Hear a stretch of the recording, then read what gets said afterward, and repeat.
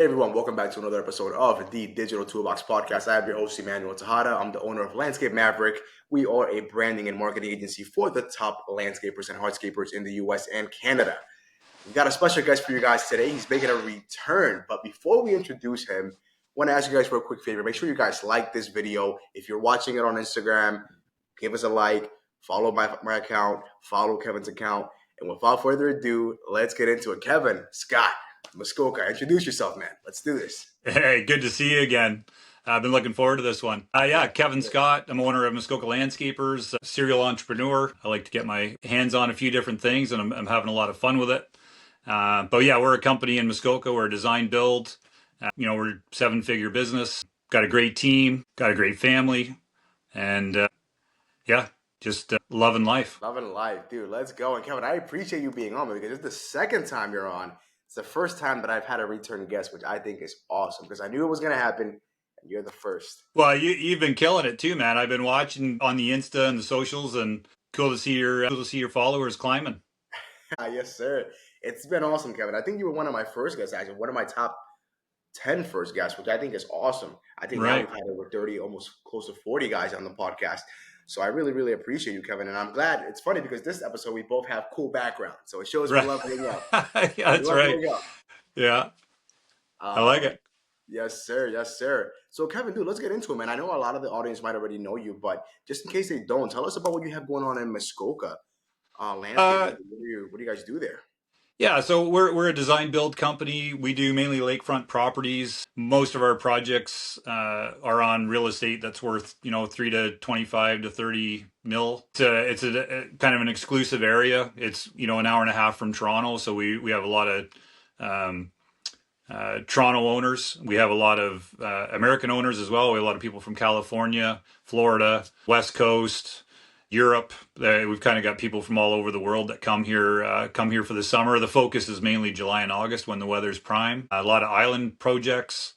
That's kind of our niche. There's 3 big lakes here called Lake Joe, Lake Rosso, and Lake Muskoka. And that's kind of our sweet spot. Our office and yard and everything is set up kind of right in the heart of Port Carling, which is right in the middle of the 3 lakes. But yeah, that's our wheelhouse. That's the stuff we love to do. We're really fortunate that we get to work with customers that are willing to spend the kind of money to make great programming, great end products on vast sort of projects with pools and saunas and outdoor kitchens and outdoor masonry and fireplaces and patios and helipads and anything you can get your hands on. We're able to see it and build it, and it allows for everybody to be just that much more creative. When you're not working with customers that are focused on solely budgetary numbers, they're focused on quality and what else can they do to really get the maximum use out of their property.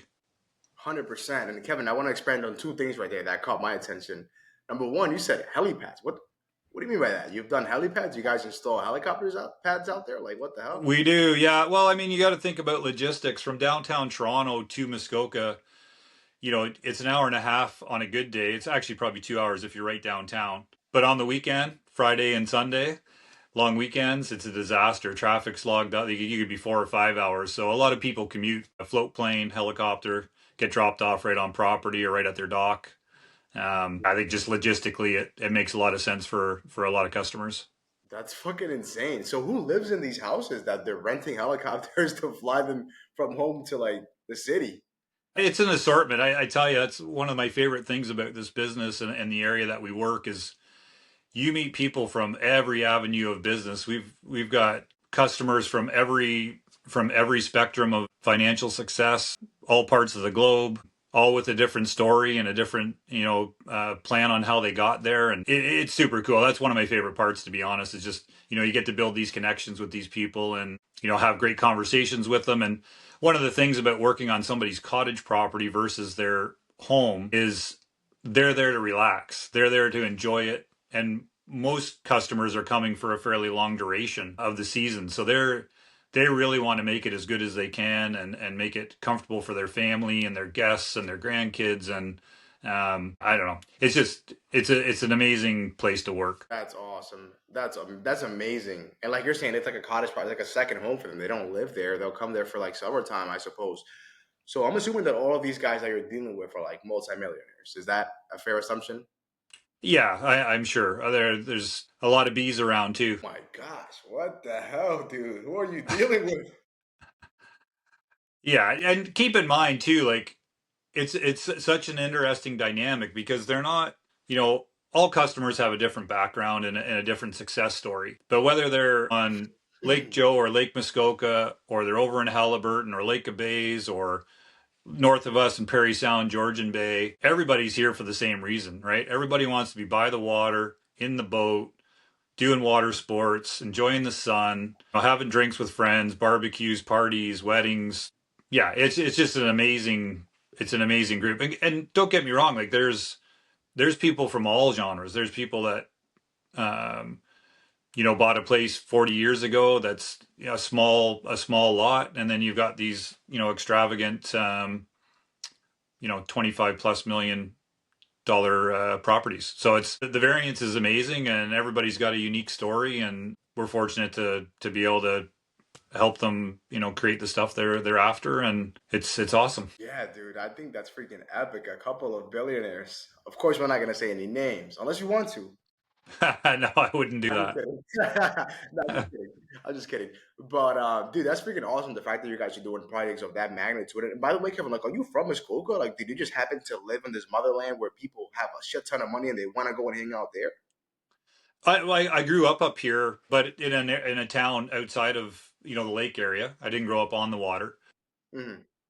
And I was here until I was about 20, and then I moved to the city. I was in Toronto for quite a while. And then I lived down there with my wife for a long time, 10 years when I was in the golf construction business. And then, yeah, we've been back here yeah, we've been back in Muskoka for 20 years now, which was right around just before we started Muskoka Landscapers. Amazing, dude. I think that's freaking awesome. Yeah, it was So, an Kevin, awesome place to grow up. I mean, there's just so much fun stuff to do in the summer and the winter too. I mean, it's, we get lots of snow and it's lots of cool stuff to do for sure. awesome, Kevin. You know what, Kevin? I want to pick your brain on this, on a couple things, because you're probably one of the top landscapers that we've ever had on the podcast, right? Like, as far as like business operation, the talent of the team, the smoothness that it is to work with you start to finish. And you probably are one of the top highest earners, if we're going to be honest. So, Kevin, let's get into this. How much money did, or not much, that's a bad way to say it, but how much profit did Muskoka do in 2023? In Not 20 profit, but like Yeah, growth. no, we've been hovering. So what we've been focusing on, Manny, is how do we get our net up?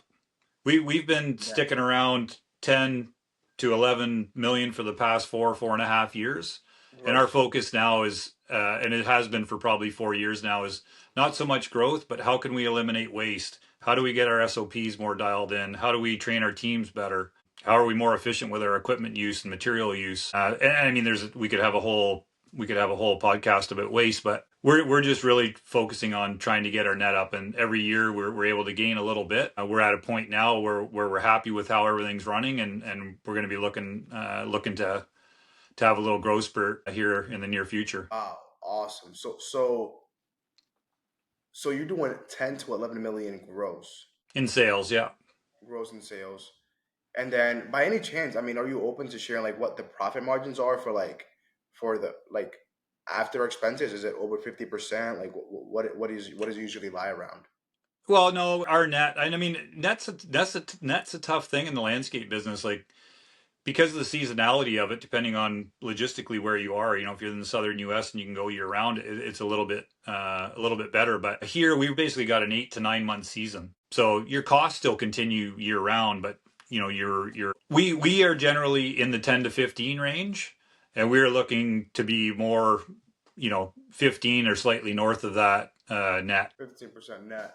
Gotcha. So how does one how does one decrease the amount of waste, decrease the amount of time wasted? How does one go about that? Like, what is you guys' process for doing that as a team? Yeah, it's a lot of systems, right? We got a lot of SOPs in place for every position within the company, and a lot of it's training and a lot of consistency in the conversations about waste. We do a lot of granite flagstone installations, so a lot of granite patios. We're currently paying like anywhere from 30 to $45 a square foot to purchase the stone. and then you're cutting it. So often we can waste up to 20% of the materials. On a project that's say 5,000 square feet, you can waste a lot of square footage and a lot of money very quickly just by not utilizing the best pieces you have on site, not having an area to spread it out to see actually what shapes fit best. So you have the less waste. Logistics is one. This year, one of the things we did that's helped a lot with logistics is we've outfitted everybody's site trailer.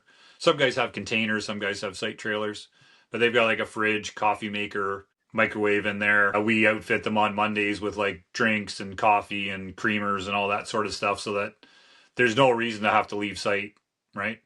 There's no reason, I forgot my lunch. There's always protein bars and stuff like that they have with them. We have a track 'em system now, so we can log where everybody's driven each day and see where they are on the screen, which really helps our delivery guy for operations. So there's a lot of good software in place too to help save waste. But ultimately, it just comes down to training and consistency on talking about it. How can we improve it? Because it's easy to waste. It's easy to waste material. It's easy to waste equipment time, fuel, labor hours, like improper communication. Somebody does something a different way because it's on plan one way, yet it was supposed to be changed, or the project manager didn't get the information to the supervisor in time, and they built it to plan and it was different. Yeah, there's a lot of ways to save. There's a lot of ways to save waste, and you really got to dive into it. Sorry. Yeah, a couple of things I want to expand on there too.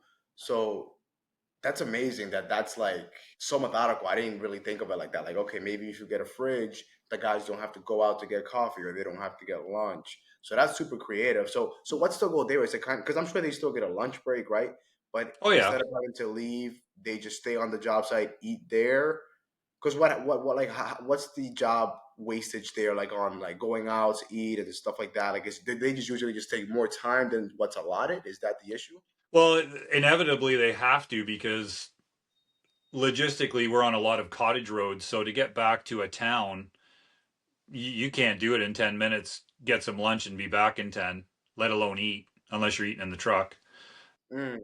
So yeah, and not only that, but we invested a lot of money actually in making sure that every trailer and container is outfitted with all kinds of spare tools, all kinds of backup equipment, filters, compressors, stuff that they don't use on a frequent basis, just so they don't have to leave. Like, they've always got everything they need in that container. And that's improved a lot. It's a little bit of an outlay at the beginning, but being able to double up on equipment, and a saw goes down, they've got another one.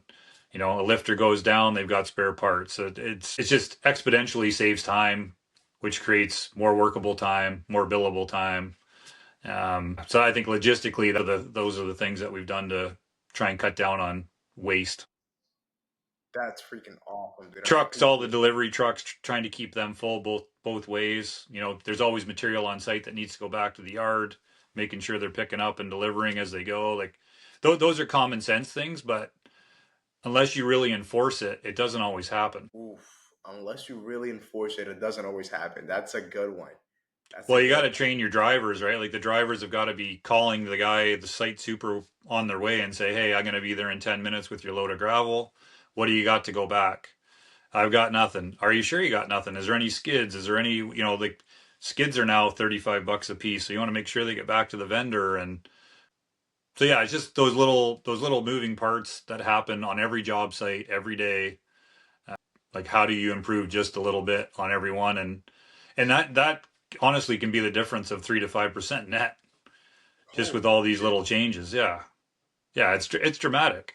So if you just told me, yeah, if you guys are netting 10 to 15, that'll eat up 3 to 5. Holy shit, dude, that is a big fucking deal. Yeah, and I mean, it's not just those things too, right? It's like equipment abuse, repair costs, snow removal, like snow damage to equipment, snow damage to trucks, inefficient use of the trucks or equipment. Yeah. Office time, too much duplication in the office with the SOPs, like too many people looking at the same thing before it's approved. And yeah, there's a lot of forms of waste. Wow. Yeah, I'm sure that takes up a lot of time. If there's a lot of 10 meetings to do one thing, that's probably ineffective too. I see what you mean there. But Kevin, answer one question for me, if you may. So last time we spoke about the software, I think you guys are using Element. Are you guys still on Yeah, that? LMN, yeah. So what other softwares do you guys combine with that to be able to be logistically sound, or do you guys just use one? No, we use a couple of things. We use Google Drive to document where everything goes. So, like all of our drawings, safety reports, any email correspondence, like every project has its own file, and everything to do with that project goes in there. So Google Drive's one. We use the app that's called 4 at 4, which is also an LMN product. It's a free app. What's it called? 4 at 4. The 4 at 4, and this thing's amazing. This was like a game changer when we got it, and it's free. And I don't know why everybody does not use it. Even if you're not in the landscape business, it's amazing. So it asks your supervisor. We call it the 4 at 3 because we want it to be filled out at 3 o'clock, not 4 o'clock. So it asks the supervisor 4 questions. What are they planning on doing tomorrow? Which makes them think about what they need and what they're going to do. What did I get completed today? So you get a report on what they did. What's slowing me down? So you know if there's any hiccups or subtrade in the way, or they're waiting on a delivery or whatever it might be. And what do I need from you? Meaning, what do I need from the office or operations? So it's only those 4 questions. Our guys all add 5 or 6 photos with it when they send it in. It goes to the design team, their project manager. I get it. Operations gets it. And for me, such a fantastic tool when your company's a little bigger, or it's a great tool even if you have a small company. But if we have 10 sites on the go, I can read the 4 at 3s at 3 o'clock, and I know exactly what's happening on every project. I know where there's delays. I know where somebody needs support. I know where I need to maybe call a customer or a builder or a subtrade, whether that's to light a fire or thank them or whatever it might be. But it really gives you a good snapshot of what's happening in the field when you're not in the field all the time. That's amazing. I'm actually gonna look up the app right now because Yeah, it's fantastic. I say it all the time anytime I'm speaking or talking to people that ask what's a useful tool. That is probably one of the more useful ones. But let me ask you something. Doesn't it get boring to ask the same thing every single day and get a report for every single day, or does it No, always because it change? changes every day, right? The photos are updated. They've now progressed in the project. It helps with billing. Like you kind of can see based on the photos, where are they at for next draw. You can see if something doesn't look right. You can make a comment or call them or go to the site. It just kind of highlights if you've got any problems anywhere. But the main thing it does, Manny, is it reminds the supers to think about tomorrow, right? They're not calling you the next day at 7 a.m. going, hey, I need a load of gravel. The trucks are all gone already, right? They're trying to get in the queue for the next day or the day after. So it really makes them think about, this is what I'm doing tomorrow. Yeah, I better call and get that, or I better call that guy to come inspect, or whatever it might be. Just gets them thinking about what's going on, what did I do, what do I need, what's slowing me down. Dude, that is amazing. How does the app work, by the way? Like, where did those messages go? We use email. So the guys have the app on their phone, and then every job has its own email list. So they fill in the 4 questions. The app will send it as an email Correct. to the group, which means you guys, all members of that group, get it. Yeah. Dude, So you every guys job are- has its own group, right? Because it might have a different designer, a different project manager. Maybe there's sometimes we include sub trades if we have like a sub trade heavy job, like a lot of masonry work or something. It just creates like a high level of communication for everybody involved to know if they're needed, or if they see a problem to comment. It eliminates a lot of issues. Dude, that is freaking sick. You guys are Kevin. I'm telling you, I've had guys on the podcast, but like, you guys are sound. Like, you guys are fundamentally sound, dude. Like, holy shit, I love it. What else do you Well, guys? it's what makes a difference, right? It's what that makes it. If you look at industry standards, I think it's like 70 or 80% of landscape companies make under 5% net, which is damn close to zero. So it's a staggering number. It's something that Wow, dude. and often what happens with a lot of those businesses, especially smaller businesses, they're making a low net, and the owner's likely not paying themselves a wage. So they're just taking money as they can when they can. And I think, yeah, I mean that's a whole other thing that we can get into. But let's finish with the software. So we have the 4 at 4. We have Google Drive to library everything. QuickBooks, which is our accounting system, and LMN and QuickBooks marry. So our general manager reviews all the LMN reporting for the day for the previous day, and then he enters it right into QuickBooks. So it does payroll and does everything. And then in the design end, we use a lot of CAD, a lot of Lumion, SketchUp. We're actually playing with Vectorworks now. I've actually got a separate design company now that's diving into Vectorworks called Vast. Landscape architecture. But yeah, it's really those four. And then we have a few, like we use to-do list a lot. We use to-do list for all the delivery trucks so that our operations guy can, if somebody's in a panic for something, he can prioritize the list for the delivery people. Is it a physical list or is it where does No, it's an app. It's called the to-do list. It's an app. Super easy to use. What I love about it is I use it for myself personally as well, just as my to-do list. But you can add files to it. You can add files to or photos to your album or photos to your item, your list item. But as things get checked off, you can actually scroll down and go, okay, that's done, that's done, that's done. And you don't worry about it anymore. So for our operations guy with the delivery trucks, when they make the delivery, they jump on to do and go, check, that's done. And then they just go to what's next on their list. So the operations guy doesn't have to call them, doesn't have to text them, just can see, okay, that's done. And if he wants to make an adjustment because somebody needs, somebody's excavator's down, they need another excavator. I'll go to the yard and get another excavator instead of, what was on the list. He can just make the adjustment. So to-do list is good. Lately, I've been getting into Slack with another business, and Slack's an amazing app as well. I love it. Do you use that? Big shout out to Sam from Edge Outdoor Living. Dude, they are systemized out too, and he uses Slack, and it's very efficient, I hear. Oh, it's amazing. You can do the group huddles and share information and content, different threads. You can organize your whole life in there. It's amazing. It's amazing. But yeah, that's it really, man. Like there's a lot of apps out there that you can use and a lot of different software companies, but those are really the ones that have worked well for us and they all mesh well together. And once you get used to using them, I mean, it's like clockwork, right? Yeah, 100%. And I want to ask you two more things on that, Kevin, and then we can move on. So, what does an SOP look like for you guys? Like, is there like a super unique, beautiful looking document, or is it just a basic document in Google Docs with just title and words? Like, how does that Yeah, look? it's pretty simple. It's got, obviously the letterhead and then the title. But I mean, we have a lot of them, and that's something we've invested a lot of time in the winter months when we have time, and we review them every once in a while to make adjustments because they're not always perfect.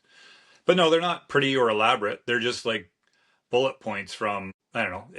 If you look at our workflow, it's like initial call, return within 24 hours, welcome package sent with it, LMN numbers started. So now there's a place for everybody to account their time. Design meeting scheduled. Like it goes through every piece of the job. That one is long. It's like 80 or 90 items because it's got not only the flow, but who's responsible and what's their timeline to be responsible for.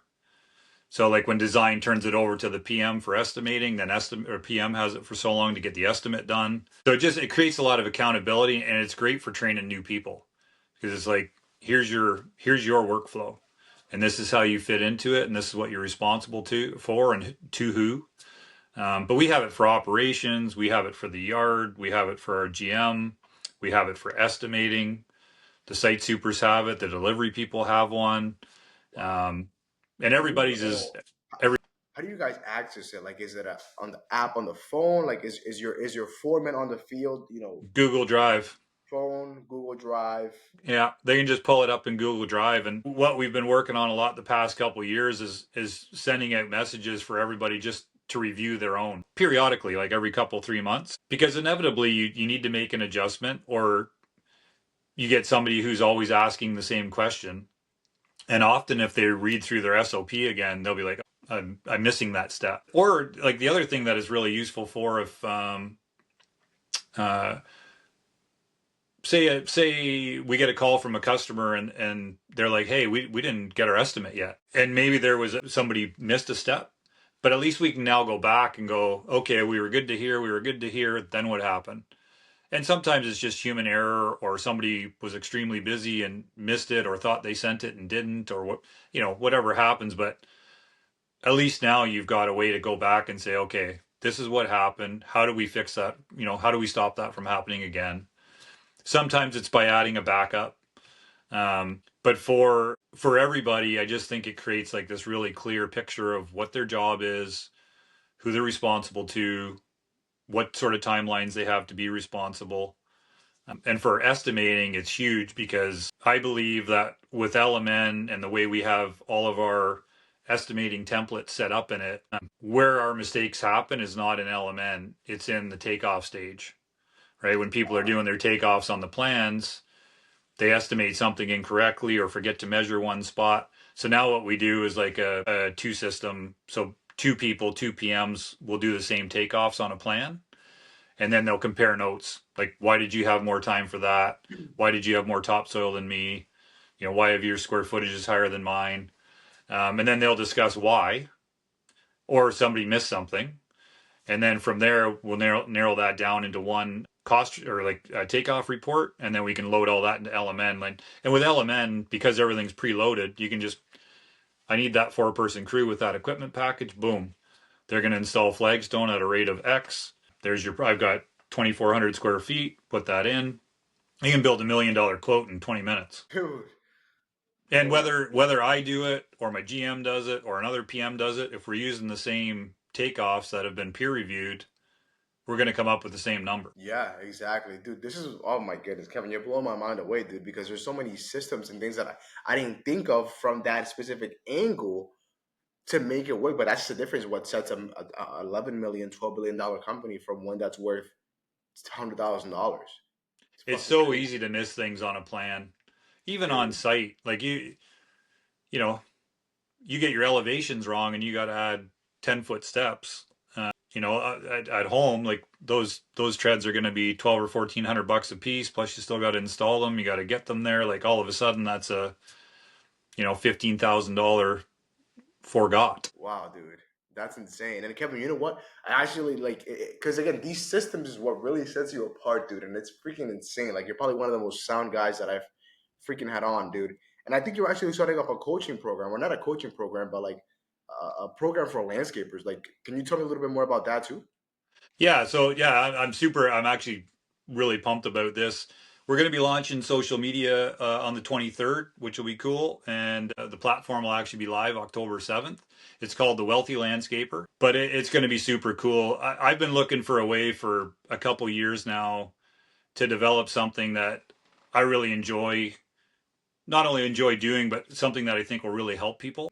And I think this is it. I think with the team I have and the people I have helping build it, it's just going to be a community for landscape entrepreneurs to share information. We're going to have weekly blogs. We're going to have bi-weekly guests, and there'll be like really unique questions, but just a great area to share knowledge and have conversation. We've got this accelerator program that we're going to have going on it. We've got, we're talking about books a lot. We're going to have a lot of our SOPs in it. It's going to be a subscription based platform. Whoa, but our SOPs will be available. The SOPs for Muskoka? Yeah.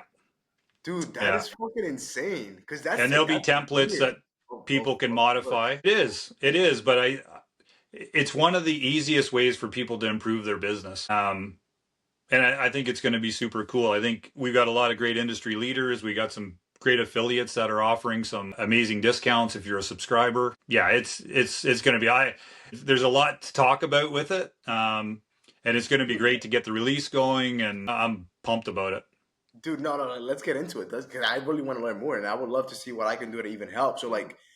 So the Wealthy, you mentioned two things, which is Wealthy Landscaper and then like the accelerator program. So like, are they the same thing? What's the difference between this? No, well, the accelerator program is going to be within the Wealthy Landscaper.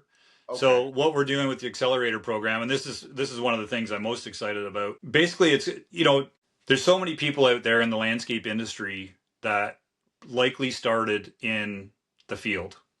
And for whatever reason, that's how it goes. And it always blows me away, actually, because you think about how many people go to school for business all around North America, but never come out to open a landscape company.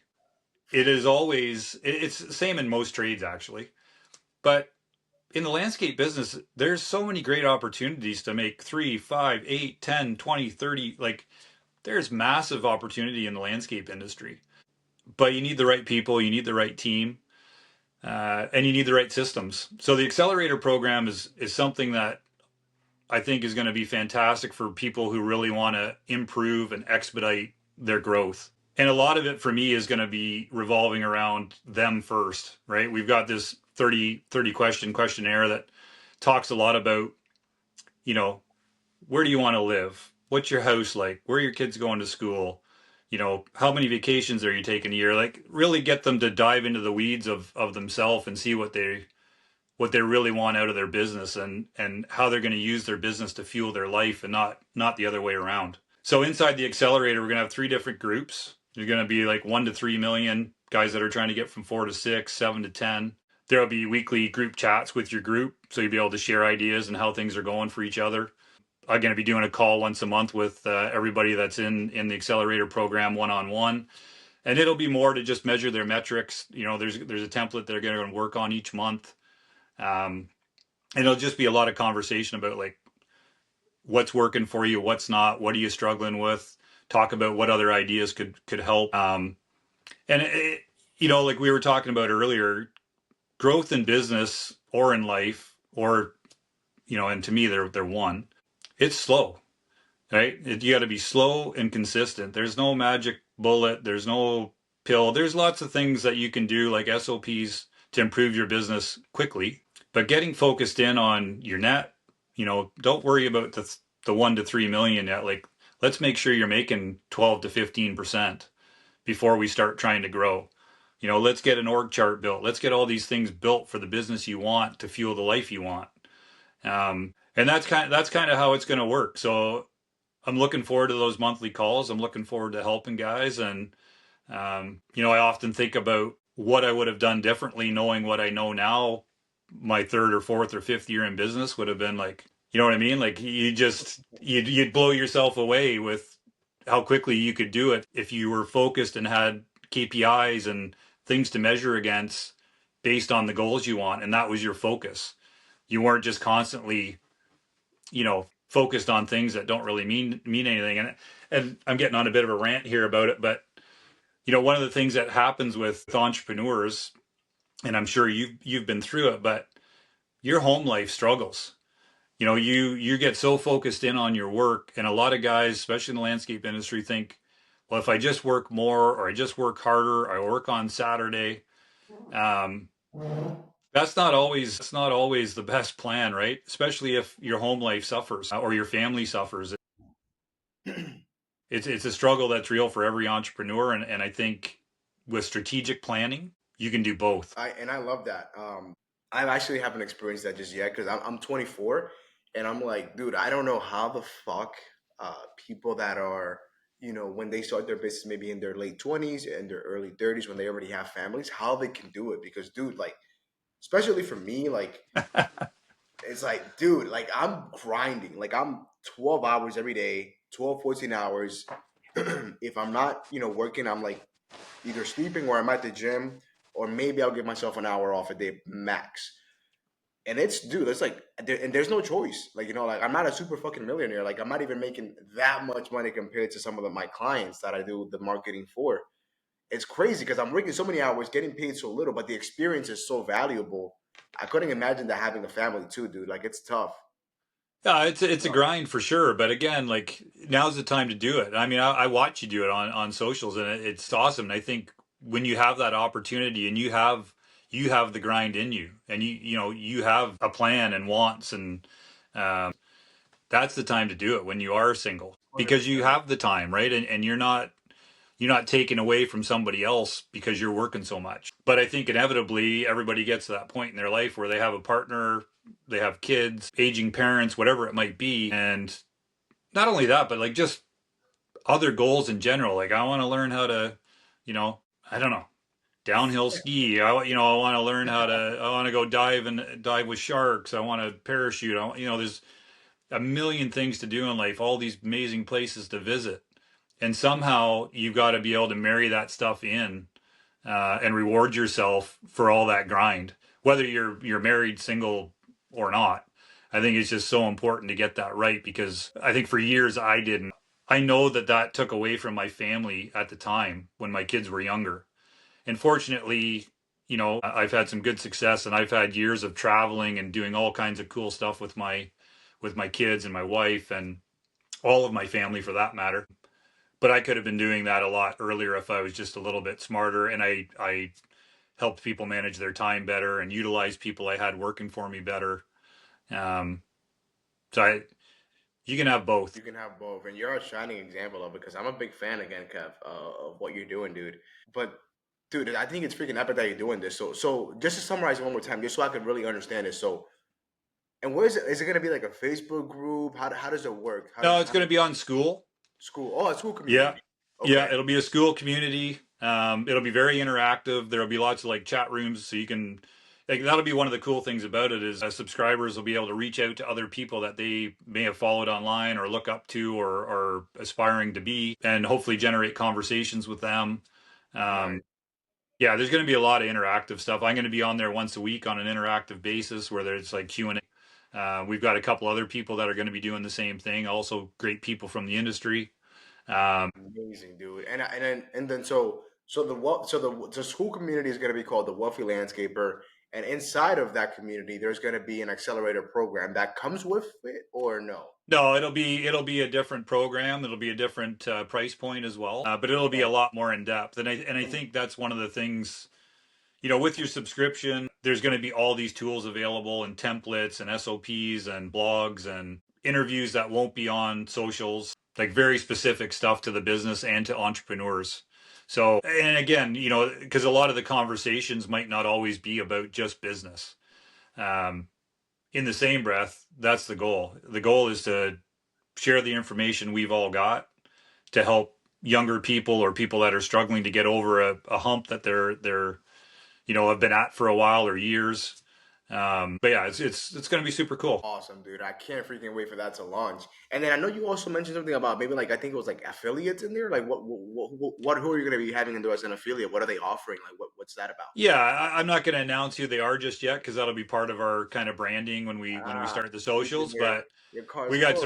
we got some great ones. We got some great ones, and they're going to basically be offering discounts for equipment, clothing, hand tools, power tools, all that kind of stuff. So it's going to be good. And a lot of that was to help ease the cost of the subscription.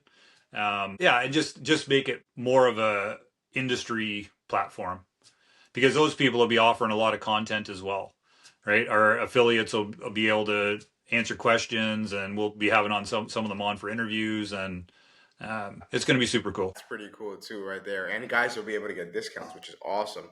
So, quick question on it, Kevin, and it's probably going to be the most important point for some people that are listening to. Like, what's the kind of like the price point for the wealthy landscaper, and then how much for the affiliate program? Because those SOPs can be cheap, I would imagine, or else I Yeah, would buy them from you right now. right.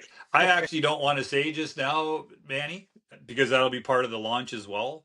But yeah, it's going to be very affordable, and I think if people look at it Okay. as an annual cost versus what discounts are available, and just not even with the discounts, but like what it'll do for them, even on a Mm, small level, and even just to be again with the consistency, like I think we're going to have all types of different businesses wanting to get on the platform, and I think there's going to be a ton of great sharing, and I think it's going to be great too for small guys that are the $200,000 or $300,000 a year maintenance companies, because I think there's a lot of value, and those guys have the easiest, quickest route to growth. Often they do. So yeah, I think a lot of the value is going to be in the monthly information that's shared that won't necessarily be public. right, right. And damn, dude, that's freaking awesome. And again, like it's like because nothing against them. There's a lot of young coaches in the space, and they're grinding, they're hustling, and it's another stream of income for them because they've made 500,000, they've made $1 million in revenue, and then they started coaching. And I'm not hating on them, but it's like I don't know. I'd rather learn from somebody that's more qualified, that's been in the industry, that's got more than 10 years in the industry, like you do, that's made over 10 million fucking dollars per year in revenue. It's and to me, those things matter, right? So I think that it's cool that you're doing this because who else is more qualified? Very few. Yeah, well, thanks for that. But yeah, it's been a a long process to get there. Man, like 5 6 years ago, not only did things change in my life, but things in the business. And like, we're going to talk a lot about focus and focusing on your team and the benefits of it. And like you're saying too, Manny, like, I'm not trying to tell you how to run a $20 million business because I don't know. I haven't done it, but I'm gonna. Let's go. I That's the love that right plan. there. I love that right there. And you've got the freaking hunger to fucking do it too, which is awesome. Well, I think my biggest asset is my team, right? We've got such a great group of people and such a good culture. And now that we've really invested this time in focusing in on net and waste and all the things to really make us chug along in a very consistent fashion, growth is easy. Even in today's market, there's lots of opportunity. I agree. I agree. Kevin, I have one more question for you, man, which just came to me. Like, what does it look like to work with a $10 million a year company? Like, like, how do people reach out to you? Is it just referrals at this point? Like, do you have to send them a form? Do they come into Element? How does that all look like? Sorry, Manny, say that again. What are Yeah, you yeah. asking? What is it like to work with a $10 million company? Like, how does that look like? Are they It's awesome. like, no, but like, how does somebody work with you? Like a client? Like, what's the process like? Is it just always referrals? Are they going through your website? What does that whole cycle look like at 10 million? Yeah, a lot of our stuff is referrals. We get a lot of great referrals from architects that we've worked for in the past. We've got some close connections with a few architects that do a lot of work in our area. Builders, we've got a lot of builders. But at the end of the day, a lot of it is through other clients. Because as big as our area is, you have groups of people that are all friendly, or friends or related. So often, if you've done a good job and things went well, then your name gets passed on and it's kind of yours to lose. We get quite a few customers from Instagram as well, but I would say our 90% of our work is referral based. Nice. And then do you ever do you have a filter for like what's the cheapest job you would take or project that you We is that even a thing, or do you still take on $5,000, $10,000 projects? No, I wouldn't. We wouldn't go down to that unless it's for an existing customer that needed something or wanted to add something to their property. But we know that like under 100 grand isn't our sweet spot. Just the way our overhead is structured and our systems are structured, we like technical long-term projects with lots of programming. In the same breath, we do a lot of jobs that are like 150 to 250 where somebody's bought a cottage, they want a new set of stone steps and a pathway to the boathouse, a bit of planting, maybe a fire pit, maybe a little outdoor kitchen. So a lot of those projects come along as well. And again, a lot of them are referral based. A lot of them are through Instagram. It's funny, like we might only do 20 to 22 projects a season, and we'll be from 100 grand to 2 million. It really varies in the season and what type of projects come in first to fill your schedule. That's awesome, dude. I always wanted to ask you that because, like, shit, dude. So, like, the minimum project you would take is 100 grand. That's amazing. Holy shit! 'Cause I know Yeah, that myself. again, if it was a customer or a referral from a customer and somebody needed a $30,000 patio or something, we would Right. look after them. Of course, of But yeah, course.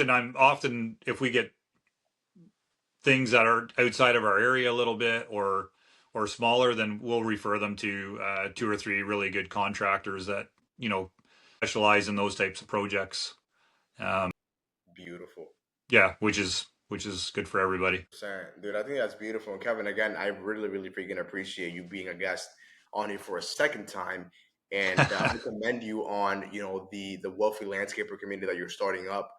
How can guys find out a little bit more about that? I want to be respectful of your time. We've been on 50 minutes, so I want to start wrapping it up. But how can guys get in contact with you, learn more about the Wealthy Academy or Wealthy Landscaper Accelerator? How can they do that? Yeah, they can go to the wealthylandscaper.community. Right now, there's just a landing page there with a sign up. You can leave your email, and then once we launch, we'll start sending you information. Like I said, socials will start on the 3rd, and then official launch will be October 7th of the platform. October 7th is the launch. Awesome. Guys, go ahead and sign up for that. I mean, look, get on that newsletter, get the updates. Can you repeat that link one more time, Kev, where they can go right now to go and Yeah, the Wealthy Landscaper .community. The Wealthy Landscaper community. Awesome. I'll also put that on the show notes. Kevin, dude, you've been an amazing guest again for the second time. So I appreciate you. Hope you have an amazing day. Take care. Well, thank you too, Manny, and keep killing it, man.